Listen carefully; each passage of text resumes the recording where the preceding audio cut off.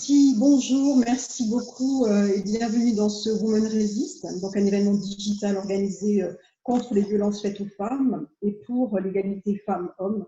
Eh bien, vous êtes la directrice exécutive de Nu Femmes France et vous allez nous expliquer en quoi consiste concrètement Génération Égalité. Alors, Génération Égalité, bonjour Véronique et merci beaucoup de cette invitation. Alors, Génération Égalité, c'est un moment historique, c'est la célébration de la conférence mondiale de Pékin qui a eu lieu en 1995, dont nous célébrons cette année les 25 ans. Et pourquoi cette conférence est importante? C'est parce qu'elle a lancé un grand programme d'action autour de 12 thèmes clés. Et nous sommes encore aujourd'hui en cours d'achèvement. Bien sûr, je ne vous apprends rien. Et ce moment historique est important pour remobiliser toutes les parties prenantes autour de cet enjeu d'égalité femmes-hommes. On peut préciser, Fanny, que le forum Génération Égalité, qui est un gros événement qui devait avoir lieu cette année, donc voilà. Je suis désolée, j'ai dû augmenter le son parce que j'entendais pas. On peut rappeler, aucun problème. On peut rappeler, Fanny, que le forum Génération Égalité, donc ce gros événement qui devait être organisé à Mexico ce mois-ci et en juillet à Paris, est reporté au premier semestre 2021.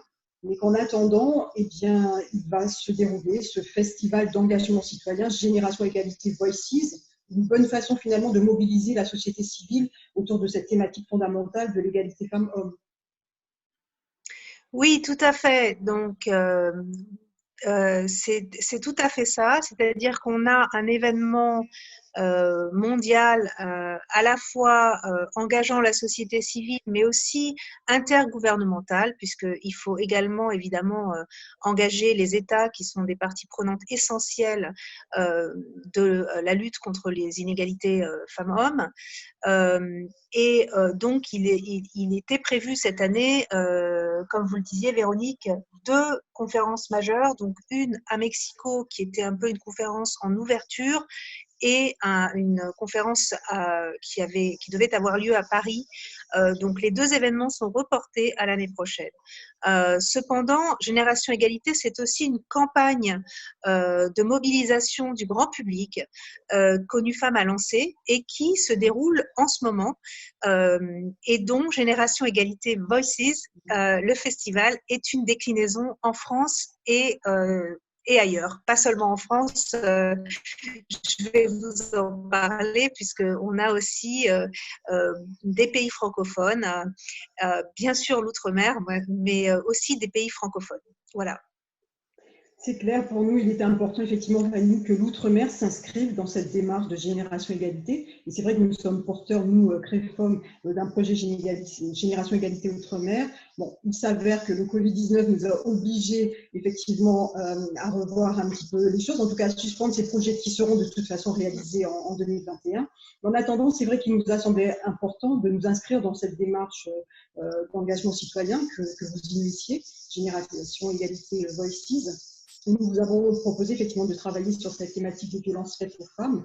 Alors, en tant que directrice exécutive, est-ce que vous pouvez nous dire comment l'ONU Femmes France se positionne par rapport à ce fléau sociétal que sont les violences faites aux femmes? Nous sommes en plein confinement et les chiffres explosent.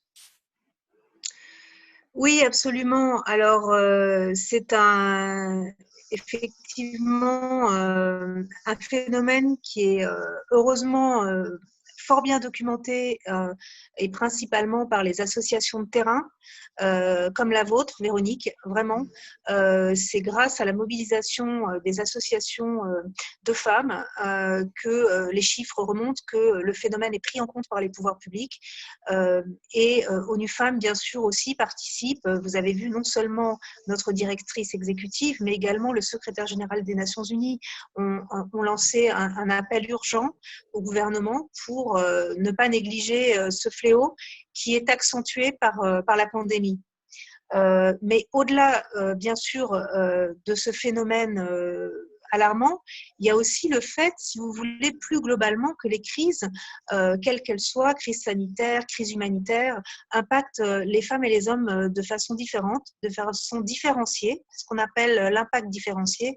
Et donc, ONU Femmes, nous sommes très engagés justement pour analyser et faire remonter aux décideurs ces impacts différenciés, donc pendant la crise et aussi dans la période de sortie de crise, parce qu'il va être très important pour les décideurs dès à présent de prendre en compte toutes les dimensions qui affectent de la crise, qui affectent et continueront d'affecter en sortie de crise les femmes et les hommes de manière différente.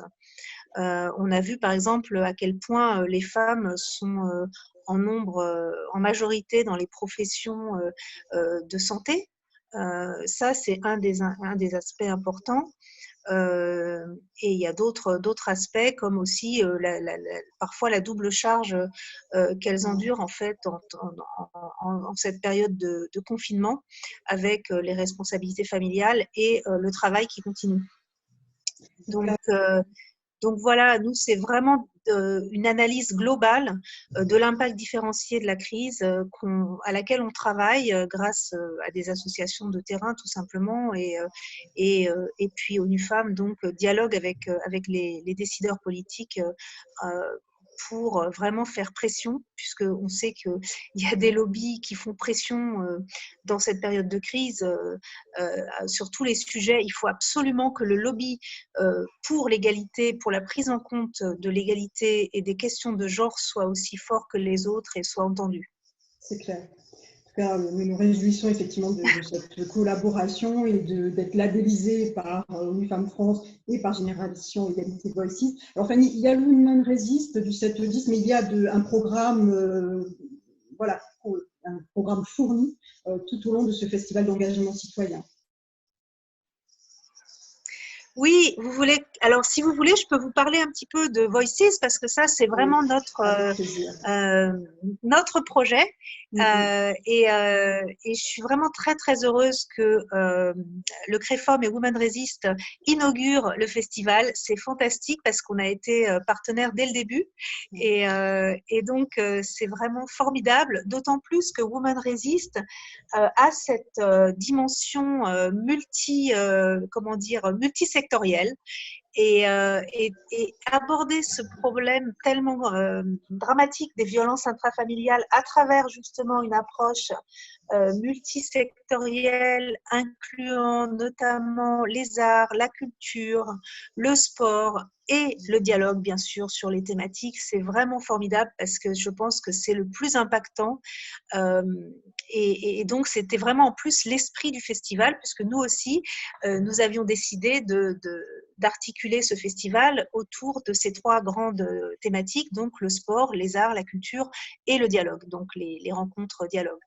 Donc voilà, on est ravis. On a eu un grand succès. On a reçu plus de 130 propositions.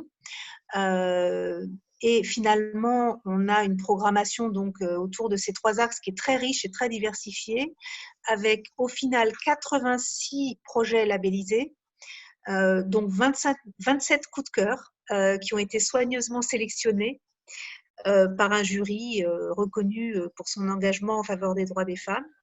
Et donc, le festival va se dérouler du 7 mai au 10 juillet dans son premier volet, puisque là, on inaugure vraiment les choses. On aura un deuxième volet en septembre qui sera plutôt une série de rencontres-débats. Et enfin, l'année prochaine, bien sûr, on va décliner nos activités dans toutes leurs dimensions, on l'espère en tout cas fortement. Les initiatives, donc je vous le disais, sont très, très diversifiées. On a essayé de cibler quand même beaucoup tous les publics en fait, parce que la clé du succès pour l'égalité réelle, c'est vraiment de faire tache d'huile. On ne peut pas rester dans l'entre-soi. On doit arriver à mobiliser vraiment tous les publics et c'est ça qui est, je dirais, le plus difficile. Donc, on a des initiatives qui sont des initiatives de jeunes qui proposent, par exemple, on a un concours zéro cliché pour questionner et déconstruire les stéréotypes sexistes qui sont à l'œuvre. On a aussi la création d'un site web de jeux écoféministes qui nous vient d'Algérie. ou encore des contes rédigés par des enfants et des personnes âgées pour aborder leur vision de la violence et des inégalités dans l'Est de la France. Donc voilà, Génération Égalité Voices, c'est en quelque sorte la célébration liée à la revendication. C'est une opportunité pour chacun et chacune d'être acteur ou actrice du monde de demain et de participer bien sûr à une transformation et une accélération, parce que l'objectif de Génération Égalité, c'est vraiment ça, c'est d'accélérer les progrès, c'est un mouvement d'accélérateur parce que vous savez que les Nations Unies se sont fixées comme date butoir 2030 pour atteindre les objectifs du développement durable. Et c'est dans ce grand agenda global des Nations Unies que se situe Génération Égalité, pour faire en sorte que les objectifs d'égalité femmes-hommes soient atteints. Il faut mettre un coup d'accélérateur, parce que vous savez très bien que les progrès existent, hein, ils sont indéniables, ils sont chiffrés, on les mesure, mais ils sont en fait extrêmement lents et beaucoup trop lents. Donc l'objectif, c'est de remobiliser tous les acteurs, donc étatiques, secteur privé, les mouvements de femmes qui, de toute façon, sont les moteurs de cette question-là. Il n'y a pas d'autres acteurs plus importants que les associations de femmes, et faire en sorte qu'on arrive à accélérer les progrès. Et excusez-moi, je parle beaucoup, mais dans cette situation de crise, comme dans beaucoup de crises, il y a toujours... je pense que dans beaucoup d'autres... Dans une situation de crise, il y a toujours... On a toujours un risque et une opportunité. Il y a certaines situations de crise graves, des guerres, par exemple, on sait très bien que la Deuxième Guerre mondiale a permis aussi aux femmes d'investir le monde économique, le monde du travail, et à gagner leur place aussi dans la vie politique. En France, c'est le moment où les femmes ont eu le droit de vote, c'est un moment très tardif. Et donc, ce qu'on veut faire, c'est vraiment faire en sorte que cette crise puisse aussi être un moment, à contrario, d'opportunité et non pas une régression et un retour en arrière. Et ça, c'est très, très important. C'est un combat de tous les instants que nous allons mener ensemble, donc un combat pour l'égalité entre les femmes et les hommes. Vous pouvez compter sur nous, Fanny, déjà à travers le Women Resist et ensuite à travers le projet Génération Égalité Outre-mer. Donc voilà, l'égalité entre les femmes et les hommes, on y croit et on y arrivera. Merci pour votre engagement et on se réjouit de participer avec vous à ce festival digital que vous avez mis en place, qui est très ambitieux et surtout très enthousiasmant. Merci beaucoup. Merci à vous, bonne continuation. Au revoir Fanny. Merci Véronique, au revoir.